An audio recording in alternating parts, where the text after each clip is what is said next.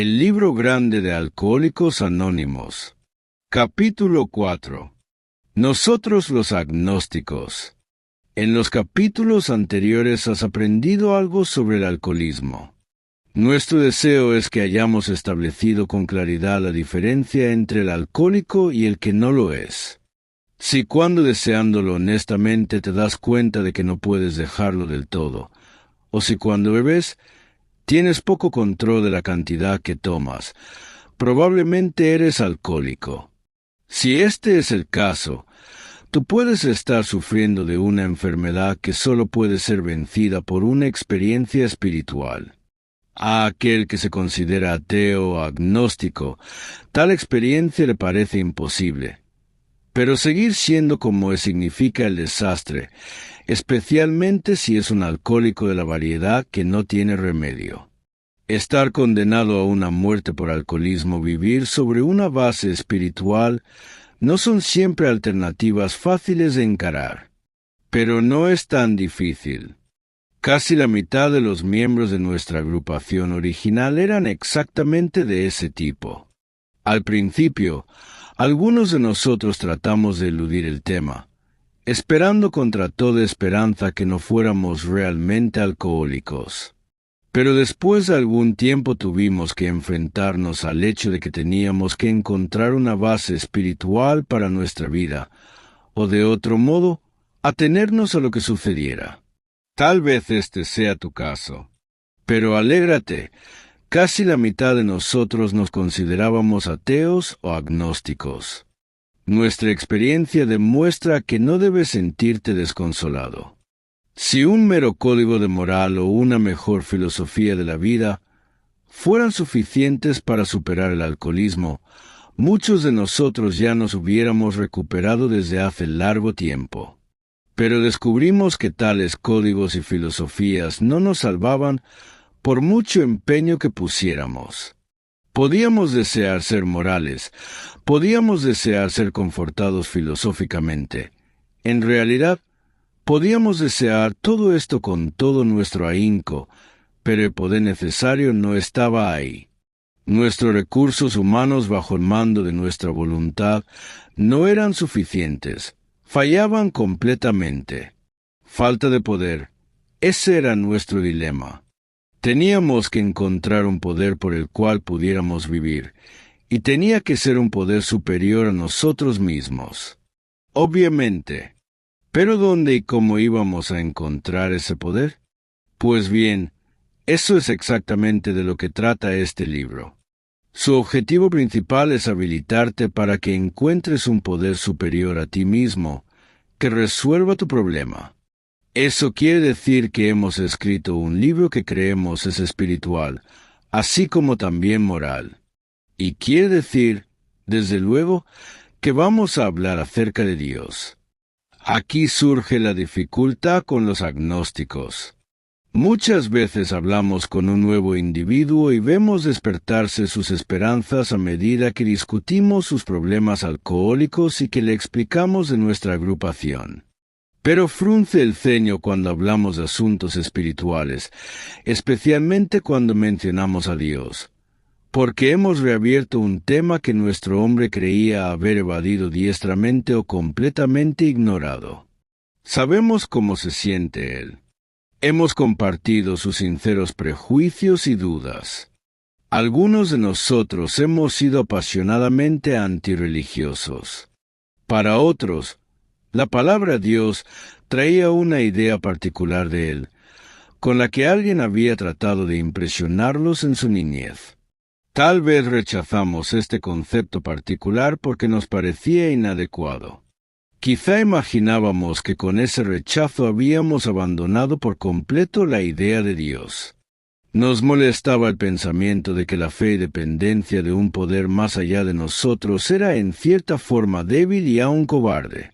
Veíamos con profundo escepticismo a este mundo de individuos en guerra, de sistemas teológicos en pugna y de calamidades inexplicables. Mirábamos con recelo cualquiera que pareciera ser piadoso.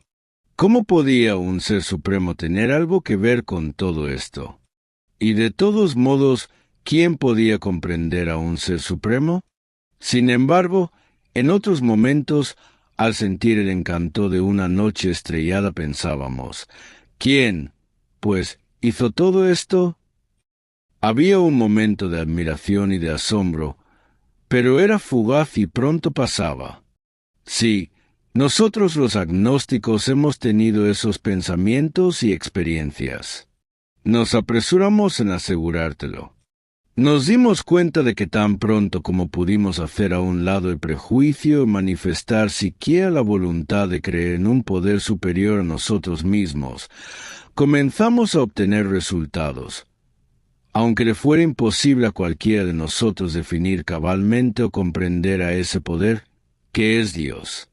Para gran consuelo nuestro, descubrimos que no necesitábamos tomar en cuenta el concepto que cualquier otro tuviera de Dios. Nuestro propio concepto, por muy inadecuado que fuese, era suficiente para acercarnos y efectuar un contacto con Él. Tan pronto como admitimos la posible existencia de una inteligencia creadora, de un espíritu del universo como razón fundamental de todas las cosas, empezamos a estar poseídos de un nuevo sentido de poder y dirección, con tal de que diéramos otros pasos sencillos. Encontramos que Dios no impone condiciones muy difíciles a quienes lo buscan. Para nosotros, el reino del Espíritu es amplio, espacioso, siempre inclusivo, nunca exclusivo o prohibitivo para aquellos que lo buscan con sinceridad. Nosotros creemos que está abierto a todos los seres humanos. Por consiguiente, cuando te hablamos de Dios, nos referimos a tu propio concepto de Dios. Esto se aplica también a otras expresiones espirituales que puedes encontrar en este libro. No dejes que ningún prejuicio que puedas tener en contra de los términos espirituales te impida preguntarte a ti mismo lo que significan para ti. Al principio, esto era todo lo que necesitábamos para comenzar el desarrollo espiritual, para efectuar nuestra primera relación consciente con Dios, tal como lo concebíamos. Después, nos encontramos aceptando muchas cosas que entonces parecían inaccesibles. Eso era ya un adelanto. Pero si queríamos progresar, teníamos que empezar por alguna parte. Por lo tanto, usamos nuestro propio concepto a pesar de lo limitado que fuese. Solamente necesitábamos hacernos una breve pregunta. ¿Creo ahora o estoy dispuesto a creer siquiera que hay un poder superior a mí mismo? Tan pronto como una persona pueda decir que cree o que está dispuesta a creer, podemos asegurarte enfáticamente que ya va por buen camino. Repetidamente se ha comprobado entre nosotros que sobre esta primera piedra puede edificarse una maravillosamente efectiva estructura espiritual. Esa fue una gran noticia para nosotros porque habíamos supuesto que no podíamos hacer uso de principios espirituales a menos de que aceptáramos muchas cosas sobre la fe que parecían difíciles de creer. Cuando nos presentaban enfoques espirituales, ¿cuántas veces dijimos: yo quisiera tener la fe que tiene esa persona? Estoy seguro de que me daría resultados si creyera como ella cree.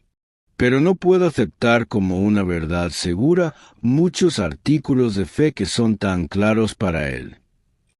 Así que fue reconfortante aprender que podíamos empezar en un plano más sencillo.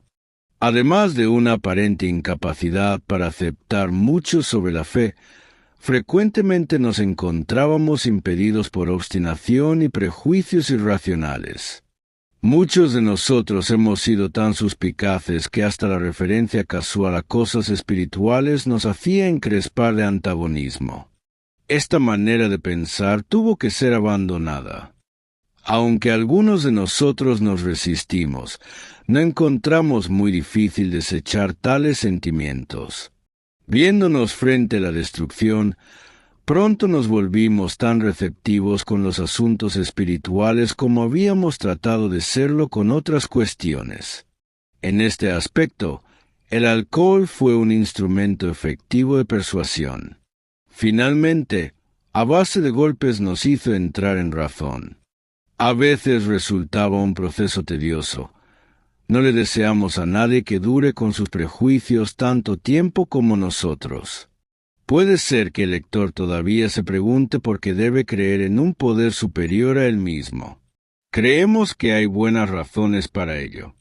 Vamos a examinar algunas. El individuo práctico de hoy en día da mucha importancia a los hechos y a los resultados.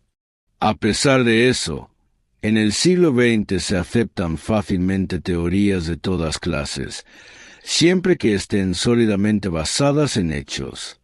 Tenemos numerosas teorías acerca de la electricidad, por ejemplo. Todos creen en ella sin un reproche ni una duda. ¿Por qué esta fácil aceptación?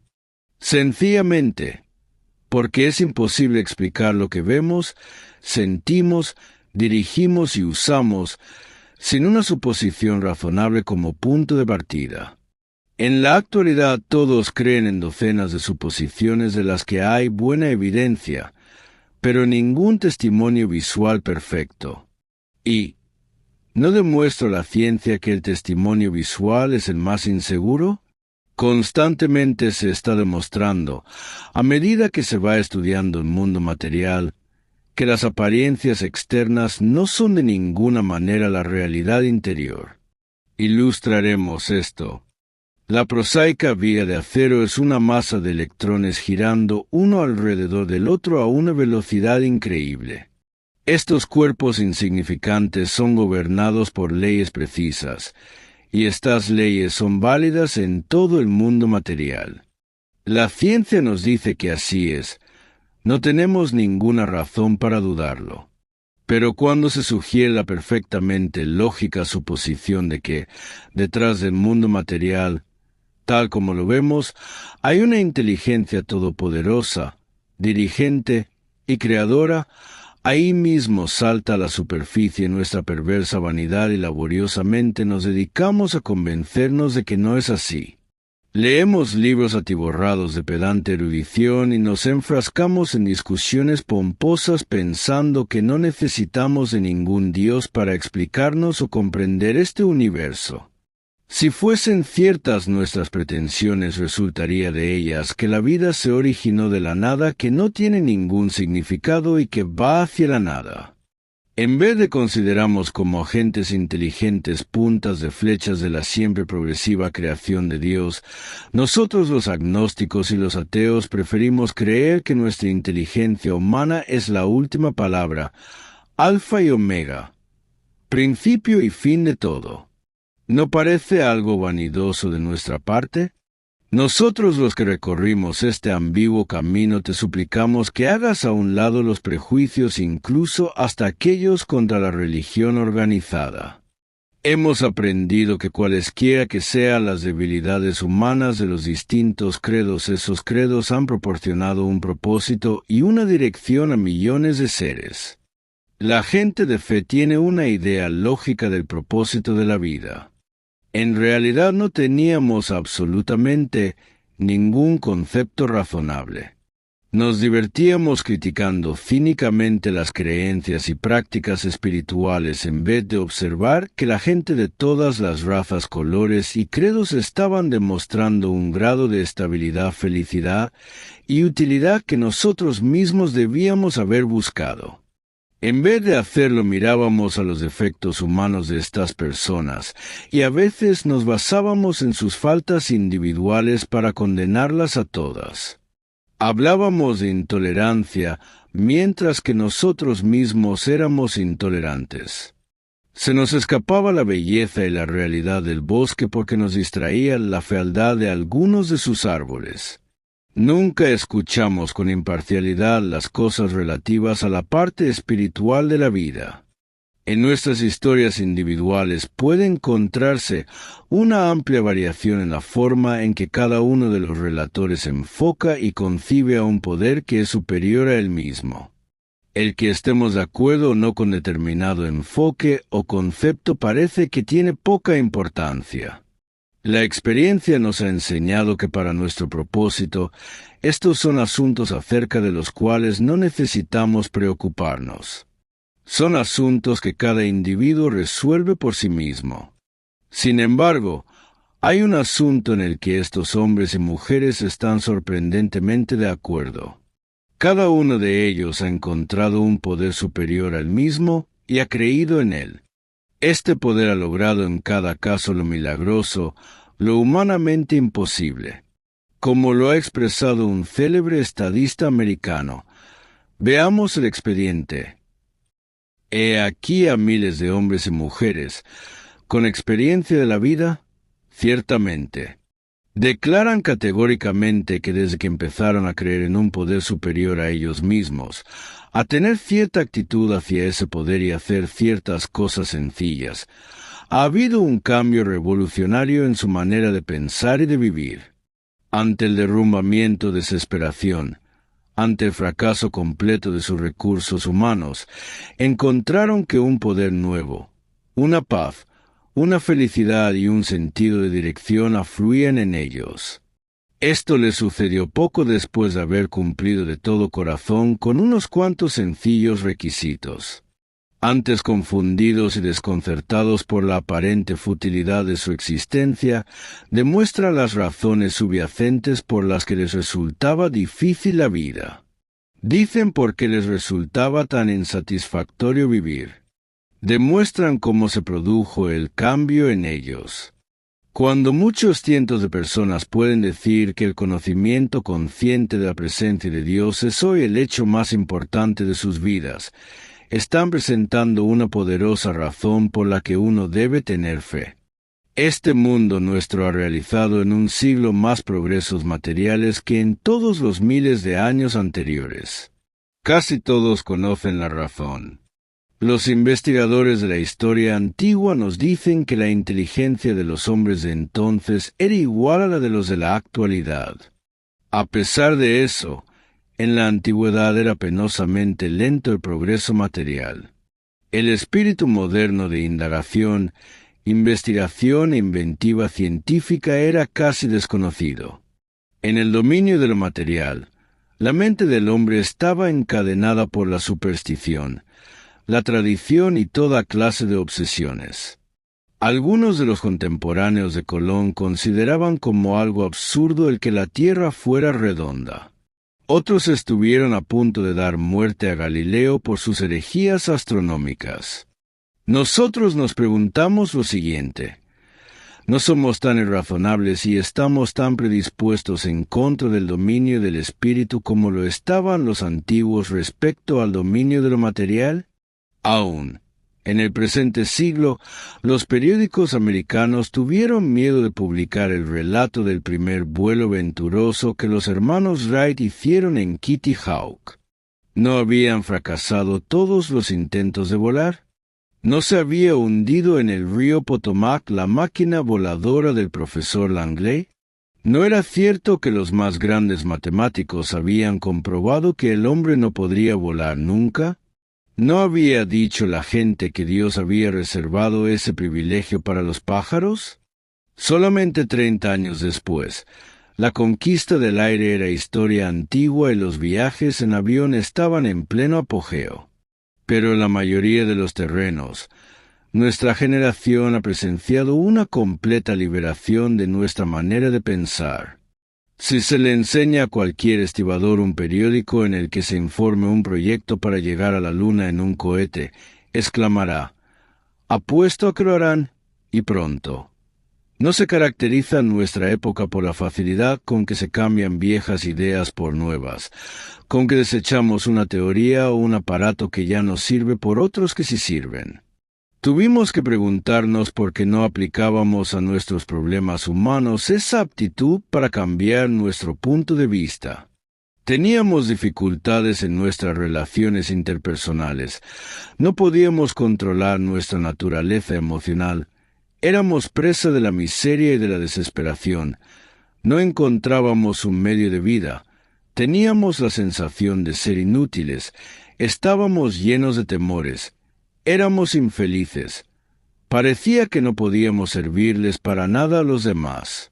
¿No era más importante la solución básica de estos tormentos que la posibilidad de ver la noticia de un viaje a la luna? Desde luego que lo era.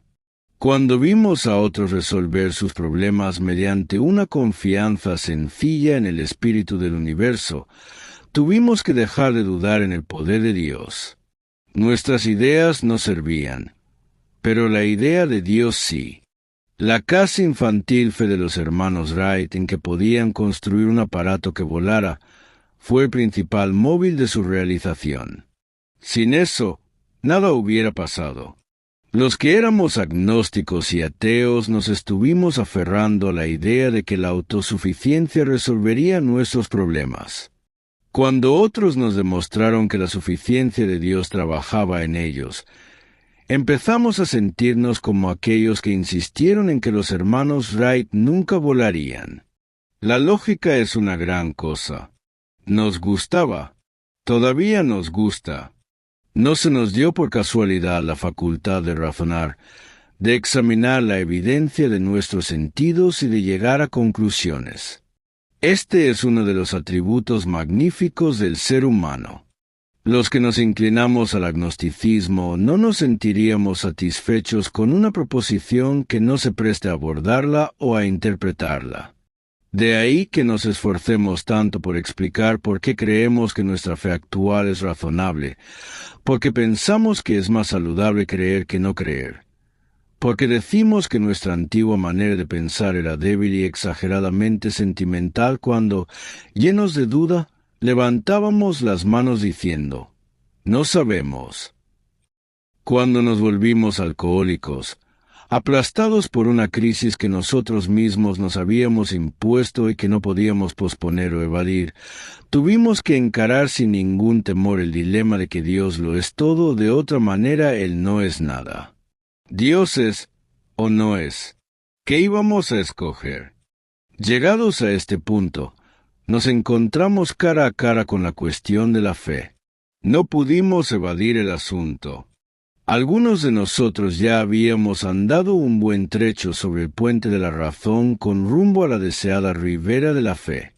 El delineamiento y la promesa de la nueva tierra habían dado brillo a nuestros ojos fatigados y nuevo valor a nuestros postrados espíritus. Manos amistosas se habían tendido para darnos la bienvenida. Estábamos agradecidos de que la razón nos hubiera llevado tan lejos. Pero, de cualquier manera, no podíamos bajar a tierra. Quizá en la última milla estábamos apoyándonos demasiado en la razón y no queríamos perder nuestro apoyo. Eso era natural, pero permítasenos pensarlo con un poco más de detenimiento. No habríamos sido conducidos, sin saberlo, hasta donde estábamos, por determinada clase de fe, porque ¿no creíamos en nuestro propio razonamiento?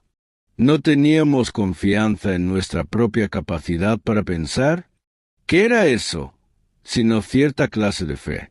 Sí, habíamos tenido fe, una fe abyecta en el Dios de la razón. Por lo tanto, descubrimos en una forma u otra que la fe había tenido que ver con todo el tiempo. También descubrimos que habíamos sido adoradores. La emoción que esto nos producía. No habíamos adorado indistintamente a personas, objetos, dinero y a nosotros mismos, y, por otra parte, y con mejor razón, no habíamos contemplado con adoración la puesta del sol, el mar o una flor. ¿Quién de entre nosotros no había amado a alguna persona o alguna cosa? ¿Cuánto tenían que ver con la razón pura esos sentimientos, ese amor, esa adoración? Poco o nada, como pudimos ver por fin. ¿No eran estas cosas los hilos que formaban el tejido de nuestras vidas? ¿No determinaban estos sentimientos, después de todo, el curso de nuestra existencia? Era imposible decir que no teníamos capacidad para la fe, para el amor y la adoración. En una u otra forma habíamos estado viviendo por la fe, y casi por nada más. Imagínate la vida sin la fe. Si no hubiera nada más que razón pura, no sería vida. Pero creíamos en la vida, claro que creíamos en ella. No podíamos comprobarla en el sentido en que se puede comprobar que la distancia más corta entre dos puntos es la línea recta, pero, sin embargo, ahí estaba. Podíamos decir todavía que todo no era más que una masa de electrones creada de la nada, sin ningún significado, girando hacia un destino que es la nada. Desde luego que no podíamos. Los mismos electrones parecían demostrar mayor inteligencia. Cuando menos eso nos aseguraba la química. De allí que nos dimos cuenta de que la razón no lo es todo. Tampoco es la razón, en la forma que la mayoría de nosotros la usamos, algo de lo que se puede depender por completo, aunque venga de las mentes más privilegiadas. Y que de los que probaron que el hombre jamás volaría. Sin embargo, habíamos estado viendo otra clase de vuelo, una liberación espiritual de este mundo, gente que se elevaba por encima de sus problemas. Decían que Dios hacía posibles estas cosas, y nosotros solo sonreíamos. Habíamos visto la liberación espiritual, pero nos gustaba decirnos a nosotros mismos que no era verdad. En realidad, nos estábamos engañando nosotros mismos, porque en lo más profundo de cada hombre, mujer y niño está la idea fundamental de Dios. Puede ser oscurecida por la calamidad, la pompa o la adoración de otras cosas, pero en una u otra forma, allí está. Porque la fe en un poder superior al nuestro y las demostraciones milagrosas de ese poder en las vidas humanas son hechos tan antiguos como el mismo hombre. Nos dimos cuenta, por fin, de que la fe en alguna clase de Dios era parte de nuestra manera de ser, como puede ser el sentimiento que tenemos para con algún amigo. Algunas veces tuvimos que buscar sin temor, pero allí estaba Él. Él era un hecho tan real como lo éramos nosotros. Encontramos la gran realidad en lo más profundo de nosotros mismos. En última instancia, solamente allí es donde Él puede ser encontrado. Así sucedió con nosotros. Nosotros podemos solamente aclarar el terreno un poco. Si nuestro testimonio ayuda a barrer el prejuicio, te permite pensar honestamente, te estimula a buscar diligentemente dentro de ti mismo, entonces puedes, si así lo deseas, unirte a nosotros en la amplia vía. Con esta actitud, no puedes fallar. El conocimiento consciente de tu creencia te llegará con seguridad. En este libro leerás algo sobre la experiencia de un individuo que creía ser un ateo. Su historia es tan interesante que algo de ella debe hacerse referencia ahora. El cambio que se operó en su corazón fue dramático, convincente y conmovedor. Nuestro amigo era hijo de un ministro. Asistió a una escuela de su iglesia en donde se rebeló contra lo que creía ser una dosis excesiva de educación religiosa. Durante años después las dificultades y frustraciones lo persiguieron. Fracasos en los negocios, demencia, enfermedades graves, suicidio. Todas estas calamidades ocurridas entre sus familiares cercanos lo amargaron y deprimieron.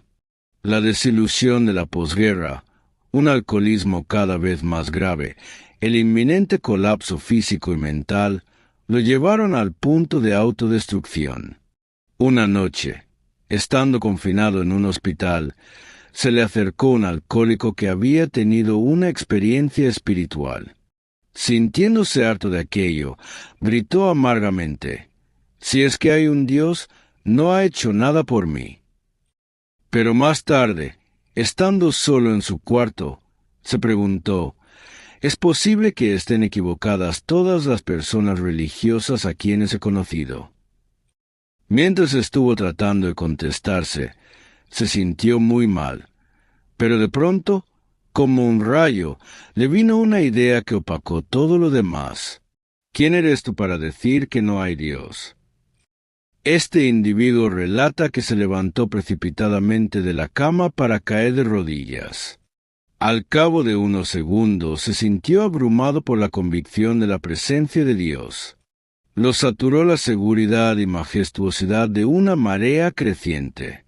Las barreras que había construido a través de los años fueron arrolladas. Estaba ante la presencia del poder infinito y del amor. Había pasado del puente a la orilla. Por primera vez vivía en compañía consciente con su Creador. Así fue colocada en su lugar la piedra angular de nuestro amigo. Ninguna vicisitud posterior le ha hecho temblar. Le fue removido su problema alcohólico. Esa misma noche, hace años, el problema desapareció. Salvo algunos breves momentos de tentación, el pensamiento de beber nunca le ha vuelto a su mente. Y en esos momentos de tentación ha sentido una gran revulsión. Es aparente que no podría beber, ni aun queriendo hacerlo. Dios le ha devuelto la cordura. ¿Qué es esto sino un milagro de recuperación? Sin embargo, sus elementos son sencillos. Las circunstancias hicieron que estuviera dispuesto a creer. Humildemente se ofreció a su Hacedor. Entonces supo.